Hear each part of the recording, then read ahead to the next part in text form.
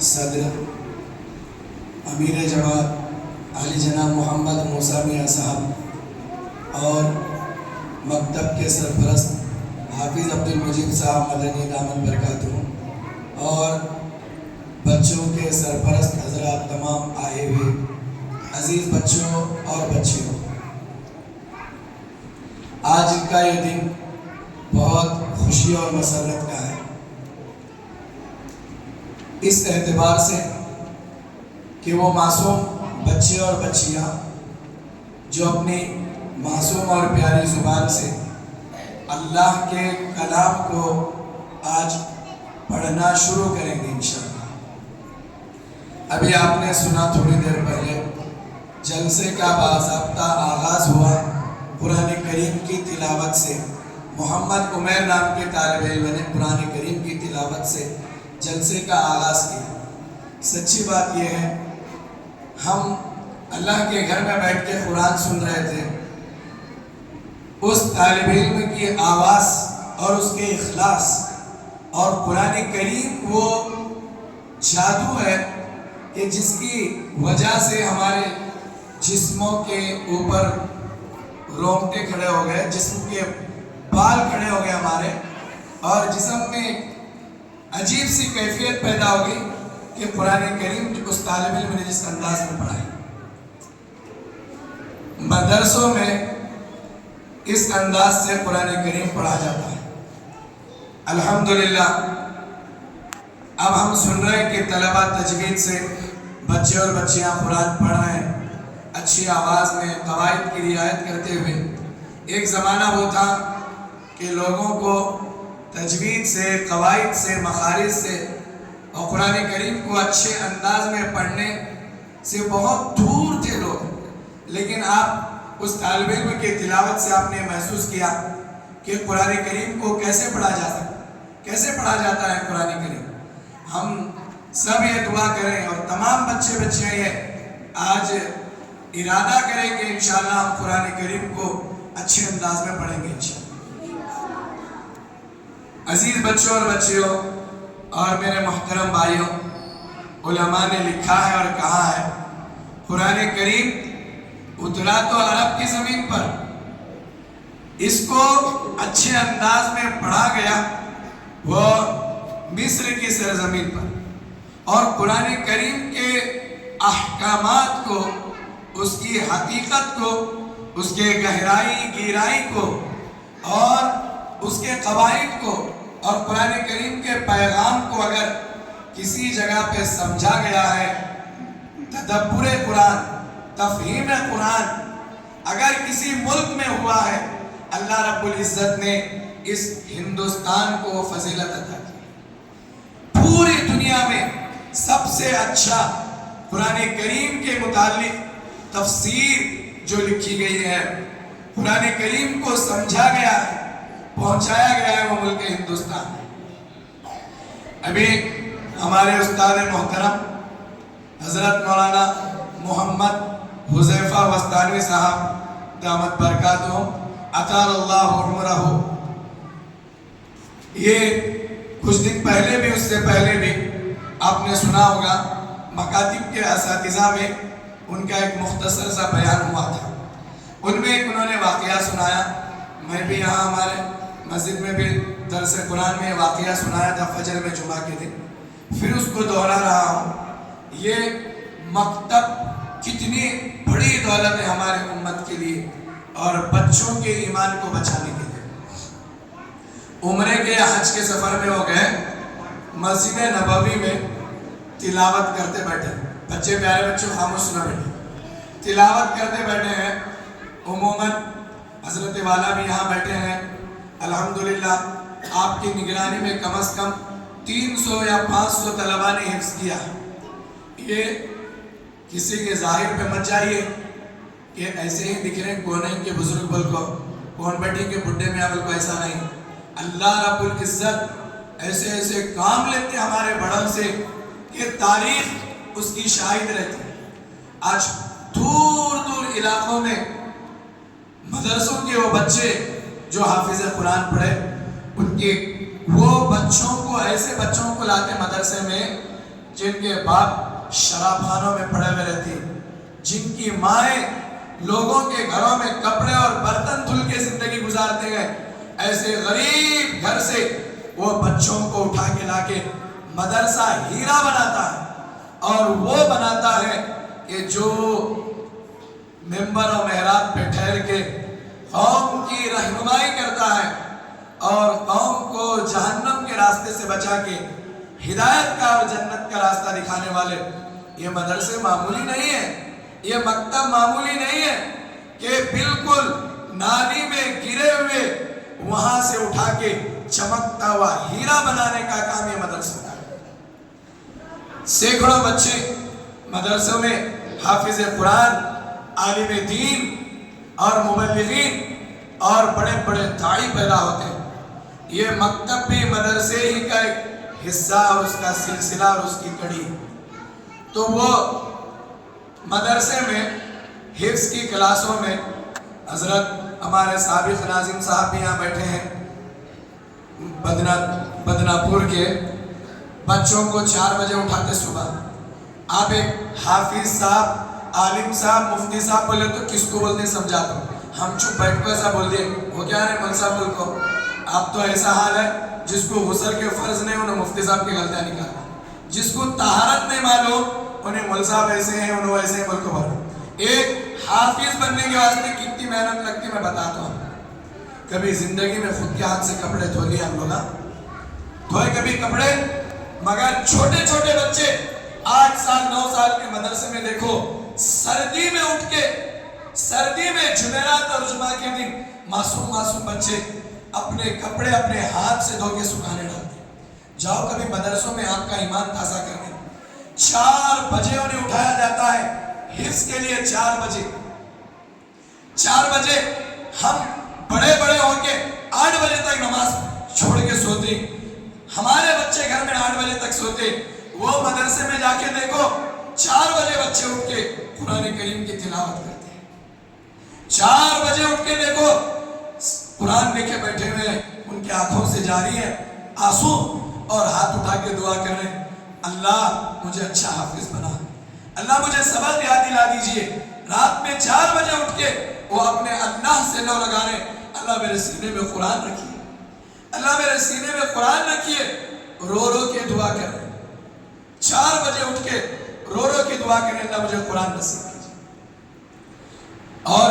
انہیں ناشتے میں کیا ملتا ہے؟ مدرسے میں جا کے دیکھو بالکل صبح بعض مدرسے وہ ہیں جہاں تو ناشتہ ملتا چلے،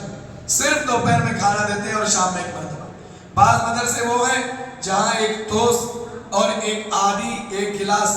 بالکل پتلی چائے ان بچوں کو نصیب ہوتی ہے۔ جو قرآن پڑھتے ہیں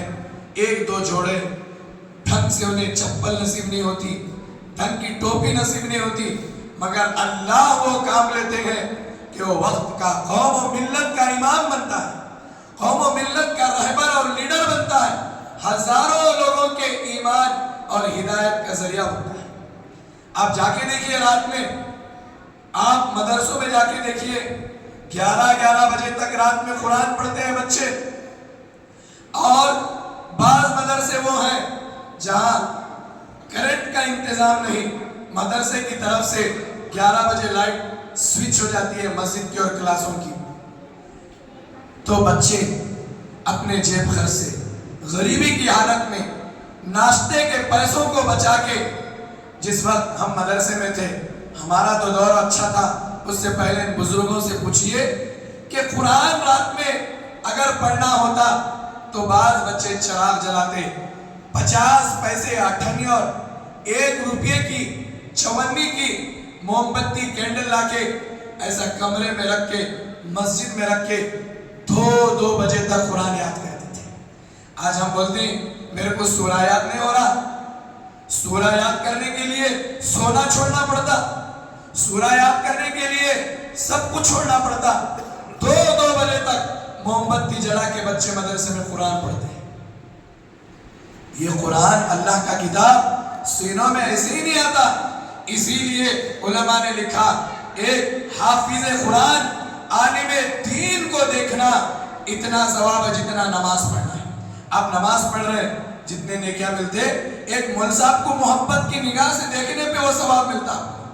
آپ روزہ رکھتے ہیں روزہ رکھنے کا جتنا ثواب ہے ایک حافظ قرآن کو محبت سے گلے لگانا اور مصافحہ کرنا اتنا ثواب ملتا ایک حافظ قرآن کی عزت کرنا اتنا ثواب ہے جتنا نماز پڑھنے کا ثواب ہے وہ مسجد نبوی میں مولانا حذیفہ صاحب زور سے ڈل کے قرآن پڑھ رہے مدرسے میں زور زور سے قرآن پڑھاتے ذریعی آواز کم ہو گئی کہ فوراً لٹ رہتی مول صاحب کے پاس فوراً لکڑی رہتی ہمارے استاد عقل گوا میں حافظ قرآن بنے تو ان کے استاد بغیر غلطی کے بانس کی لکڑی سے 9 مار مارے گھٹنوں پہ کتنے گھٹنوں پہ 9 گن کے 9 چھڑیاں مارے زور سے کچھ بھی غلطی نہیں صرف آہستہ پڑھ رہے تھے زور سے پڑھے کتنے مارے 9 لکڑیاں مارے زور سے مگر انہوں کیوں مول صاحب بول کو بھی نہیں بولے اپنی نیچے کی نگاہ اوپر اٹھا کے استاد کو ایسا دیکھے بھی نہیں صرف نگاہ بھی نہیں دیکھے نہ کیوں کا سوال پوچھے اللہ اس برکت سے ان کے ہاتھوں پہ 200 سے زائد حافظ قرآن بنا دیا یہ ہے علم اس کا ادب اور اس کی محنت عزیز بچوں جب تک ہم محنت نہیں کریں گے ہمارے زندگی میں قرآن اور انقلاب نہیں آ سکتا تو وہ قرآن پڑھ رہے ہیں پڑھتے پڑھتے 2 خوبصورت بزرگ دائیں جانب 2 خوبصورت بزرگ بائیں جانب آ کے بیٹھ گئے اور قرآن سن رہے ہیں بس حضرت مولانا حذیفہ صاحب قرآن پڑھ رہے ہیں زور سے اور یہ سنتے ہوئے رو رہے ہیں جب ان کا پڑھنا مکمل ہوا صدق اللہ العظیم انہوں نے کہا تو ان میں سے خوبصورت بزرگ نے پوچھا من این انت کہاں کے ہو تم انہوں نے کہا انا من الہند میں ہندوستان کا ہوں تو انہوں نے کہا سبحان اللہ اجملت احسنت تلاوت القرآن کیا قرآن پڑھا تو نے کیا قرآن پڑھ رہے تھے تم میرا ہمارا دل باغ باغ ہوا انہوں نے کہا من این انت تم کہاں کے ہو انہوں نے کہا نحن من سوریہ ہم سیریا یعنی ملک شام کے رہنے والے ہیں ملک شام کیا ہے پورے دنیا میں سب سے بڑے بڑے علماء ادباء اولیاء اللہ ملک شام کی سرزمین پر پیدا ہوئے ملک شام نبیوں کی سرزمین ملک شام میں نبیوں کی قبریں اور مزار ہیں صحابہ کی قبریں ہیں وہاں ابدال اور کتب رہتے ہیں ملک شام تو انہوں نے کہا ہم سیریا کے ملک شام اچھا تو انہوں نے پوچھا کیا تم قرآن انہوں نے کہا تم بہت اچھا قرآن پڑھتے کہاں سے ہندوستان کے کہاں سیکھا اتنا اچھا انہوں نے کہا ہمارے ہندوستان میں ہر حافظ اور عالم یہاں تک کہ عوام میں بھی بہت سارے اور مکتب کے بچوں میں بھی بہت سارے میں اکیلا اچھا نہیں ہمارے ملک میں ایسا ہی اچھی آواز میں قرآن پڑھتے ہر حافظ قرآن میرے سے اچھا پڑھتا قرآن انہوں نے کہا انہوں نے ان سے پوچھا تم تو ملک شام کے رہنے والے ہو تمہیں تو کتنا اچھا قرآن آتا ہوگا ہم سے کتنا اچھا قرآن آتا ہوگا انتم عرب تم تو عرب لہجے عربی زبان جاننے والے ہو انہوں نے روتے ہوئے کان میں کہا نحن لا نعرف قراءة القرآن اے اللہ کے بندے ہم قرآن پڑھنا نہیں جانتے ہمیں قرآن پڑھنا نہیں آتا کون بول رہے ہیں جو عرب میں رہتے بزرگ ہمیں قرآن پڑھنا نہیں آتا یہ حیرت میں پڑ گیا ایسا کیسا بھائی تو انہوں نے کہا ہمارے ملک میں قرآن سیکھنے کا ایسا مکتب کا انتظام نہیں ہے کون بول رہے ہیں جس ملک میں 100% مسلمان ہے جہاں کی حکومت مسلمان جہاں کے مسجدیں کے متولیان اور ذمہ دار مسلمان جہاں ہر محلے میں مسلمان اور علماء جہاں سارے لوگ مسلمان اور عربی لوگ عربی زبان جاننے والے تو اس بزرگ نے کہا میں نہیں یہ نہیں ہزاروں لاکھوں لوگ ہمارے ملک میں ایسے ملیں گے جنہیں قرآن اور قاعدہ پڑھنے نہیں آتا ایسا کوئی مکتب مدرسے کا نظام نہیں ہے ہمارے ملک میں تو میرے دوستو اس سے پتا چلا کہ یہ میرا اور آپ کا کمال نہیں ہے یہ ہمارے بزرگوں اکابرین کی یہ دین ہے. اللہ رب العزت ان کے قبروں کو نور سے منور کرے، جنہوں نے گاؤں گاؤں، دیہات دیہات، قریہ قریہ مکتب اور دعوت و تبلیغ اور خانقاہوں اور مدرسوں کے نظام کو مرتب کر کے گاؤں گاؤں پہنچایا. یہ ہمارے بڑوں کو اللہ جزائے خیر دے جنہوں نے ہندوستان میں گاؤں گاؤں مکتب شروع کیا. یہ مکتب کی برکت ہے، اتنے بچوں کے ایمان کی حفاظت ہوئی. کوئی گاؤں شاید آج بہت کم ایسے ہوں گے کہ اس کفرستان میں رہتے ہوئے دشمنوں کے درمیان ہم زندگی گزار رہے ہیں، جہاں مخالف ہوائیں چل رہی ہیں، پھر بھی معصوم معصوم بچوں کی زبان پہ اللہ اللہ محمد رسول اللہ کی صدائیں ہیں. یہ مکتب کو نعمت سمجھو. آخری بات بول رہا ہوں، یہ ہمارے اور ذمہ داروں بستی کے لیے وہ یہ بات ہے، اس خدمت کو اللہ کی نعمت سمجھو. آپ بعض لوگ ناراض ہو کو نہیں آئے،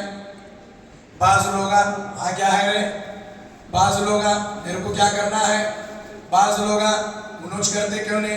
بعض لوگ میرے بھائی ایک گھر میں بہت لوگ رہتے تو نیچے اوپر ہوتا ہے، باورچی خانے میں برتنہ رہتے، ایک دوسرے کو لگے تو آپ کیا برتن پھینکو دیتے کیا؟ ارے یہ بھگونا بہت بج رہا ہے، پھینکو دیں گے، پلیٹا بولتے ہیں. ایک گاؤں ہے، ایک بستی ہے، ایک بڑا مکتب کا نظام ہے، نیچ اونچ ساری چیزیں ہو سکتی ہیں. اس لیے صبر کرنا، برداشت کر کے کام کو آگے بڑھانا ہے. کام کو آگے بڑھانا، محبت کی نگاہ سے دیکھنا اور اس کو آگے بڑھانا. اللہ رب العزت ہم جیسے گنہگاروں کو موت تک اس قرآن کریم کی تعلیم کو سیکھنے سکھانے، اس کی خدمت کو اپنے زندگی کا اوڑھنا بچھونا بنانے کی توفیق عطا فرمائے. آمین. وآخر دعوانا ان الحمدللہ رب العالمین. میں گزارش